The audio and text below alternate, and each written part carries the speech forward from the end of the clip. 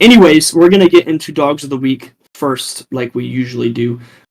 Put some shine on some guys who had some very good performances this past week. Some video game-esque numbers carried their team to a victory, or in the case of our honorary, I think we're going to do that, honorary Dog of the Week, near victory in 8 overtimes.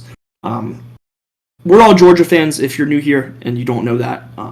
So that is we all went there, we all root for Georgia, but I think we can all say that we respect the hell out of Haynes King and the effort that he put out on the field in clean old-fashioned hate on Black Friday.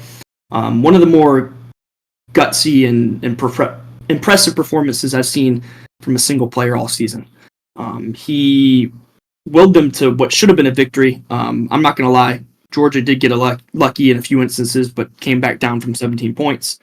And 8 overtimes later, it was decided. But does anybody have his stats offhand? I know it was 300 plus 300 plus passing yards, and then 100 plus on the ground. He had quite the stat line. Drew, yes, he did. I do. Let's see. I got it. 303 yards, 2 touchdowns to the air, and then 24 carries, 110 yards, and 3 touchdowns on the ground. So accounted for 5 touchdowns and 400 plus all-purpose yards. All that to say, he had his way with the Georgia defense. Yes, he did. In most of the game, up until the end, where the Dogs had a couple crucial spots, but we'll save more of that for the recap. Yes. I'm getting into it a little bit too much, but Haynes King has earned. I was going to say earned our respect. I respected him before, but now, I mean, he truly has all my respect that he can have. I mean, a hell of a performance from him. He performed so well. Like, I was like, damn, it'd be nice to have Haynes King on our team.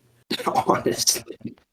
I mean, no disrespect to our current offensive manpower, but I'm just saying, like, he put the team on his back. Especially after coming back from injury, Philo kind of taking over the past couple weeks. Yeah, ended up sitting him to preserve his red shirt.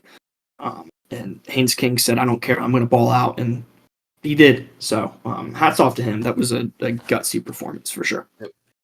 Absolutely. All right, so moving on to a game that wasn't so close. My dog is going to be Hoosier quarterback Curtis Rourke. I feel like I could give this to any number of guys on the Indiana offense, putting up 66 points against Purdue. I think this is the old wooden bucket rivalry. I didn't know that. Yeah, I should know that. I made a TikTok on it the other day. But anyway, yeah, he spread the ball around. I mean, like I said, just to point out just to give you an inkling of how good Curtis's stat line was, his wide receivers went 165, 56, 44, 34, and 26, and those are only the ones that caught touchdowns. Curtis Rourke went 23 for 31 for 349 yards and 6 tutties. Outrageous. Yeah. Video game numbers even. Genuinely. And, well, I was going to say, and on the ground, he had -9 rushing yards. It doesn't matter. He made up for it through the air. Mm-hmm. Yeah. Anyway, yeah, that's it. Curtis Rourke. Yeah, I'm looking at this box score real quick. Purdue, they got shut down, dude. Yeah, they had like 50 yards to the air, maybe. That's insane. Pretty. Yeah, no. I mean, spoiler makers don't got it no more. Yeah, no. There's no more spoiling. Earlier in the season, like, their offense just has no pulse. Like, I remember watching them play against Oregon, and like they had every opportunity to backdoor because Oregon took their foot off the gas in the second half. I think the spread was like 34.5, and they were losing 35-0 with the ball. I'm like, come on, guys, let's just field goal would do it for me. Anything. Yeah. A safety, for God's sake. But yeah, Indiana said, fuck you. We need pageantry points, and we're going to hang almost 3/4 of 100 on you. So. Very impressive. Yeah. No, you got it if you want it. Okay. Yeah. Well, staying in Big Ten country, going to the shoe. This is another one I'm sure we will touch on in our recap here in a little bit. Michigan running back Khalil Mullings. Khalil. If I mispronounce that, sue me. Sorry. But I actually assume the channel doesn't have any money. Yeah, exactly.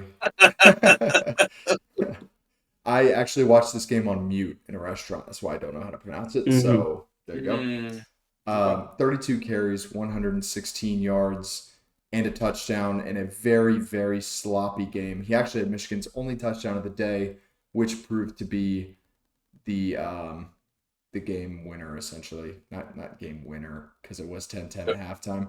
But very big touchdown when it came down to it at the end. Yeah. I'm trying not to say too much about the game because we're obviously going to get to that. But yeah, save it. Yeah. No, I mean, he had I will say very, very good job by Michigan controlling the football. Yeah. Especially in the second half.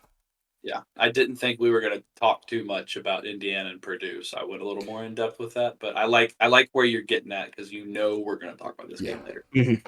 Yeah, pocket it for later. Yeah, you'll have to stick around in the longer video, or if you're in the shorter video, go watch the other one.